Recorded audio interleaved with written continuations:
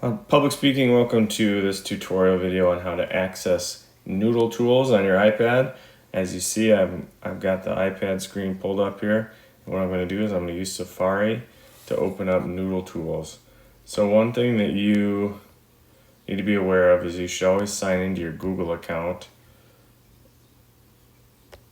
through Safari. So this means I have my school Google account logged in.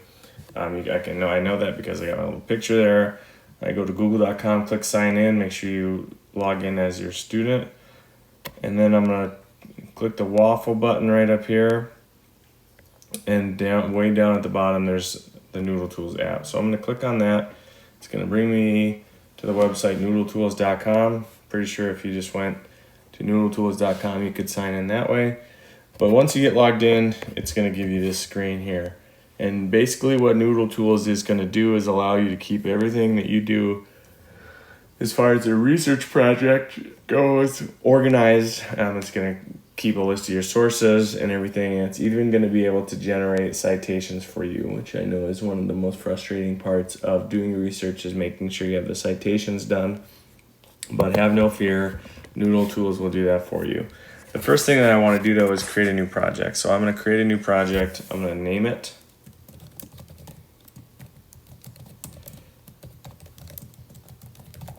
And I'm going to have to choose the citation style. In this class and most of your English classes itself, you're going to choose MLA style. And then for the citation level, you're going to choose advanced. Starter would be like elementary school, so you guys are going to do advanced. So you click advanced, and then this next window that shows up is your project dashboard. The first thing that you need to do is share your project with an inbox.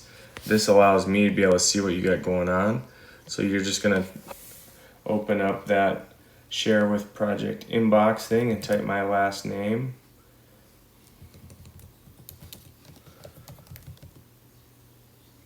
If you typed my last name, it will show up.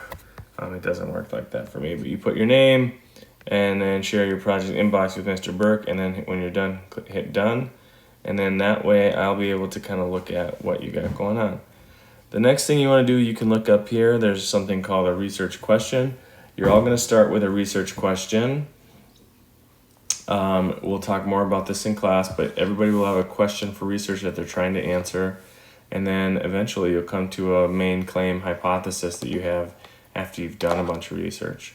So eventually you'll put that question in there. The thing that I want to show you though is the sources tab. If you click on the sources tab, this is basically where you're going to enter all of your sources. And so you can click new source and start walking through the process of adding sources. Excuse me. You can do it this way, or you can do it a different way, which I'm going to show you in a little bit. The way that I recommend is through using the specific databases in Schoology in our databases to export documents right into Noodle Tools. But that'll be for a different video. For this video, if you want to manually enter one, let's say I just have a website or web page that I want to enter, it's going to give you the ability to source check, and that stuff's all good.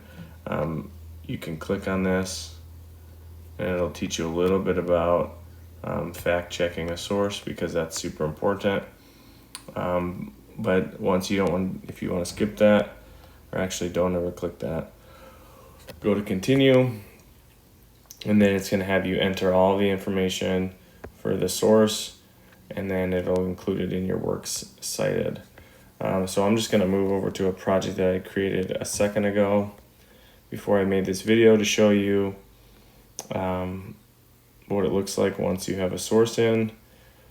So here's kind of an example of, I have a source in there already about delivery drones, if my topic was to show my audience about the different types of drones and what they're being used for. This would be a really good article to help that. So you can see it gives me access to a web page if it has the URL in there, but otherwise my MLA citation information is right in there. So this is why Noodle Tools is going to be so important for you, to make sure you import all your sources You can go back to your dashboard and it'll tell you information that you create. But basically, this is going to be the home for all of our research that we do for this next project. So you want to make sure you know how to log into Noodle Tools, create a project, share that project with me and my class, and then be able to start entering sources. That's all for this video. The next video is going to talk a little bit more about how to use databases to get sources.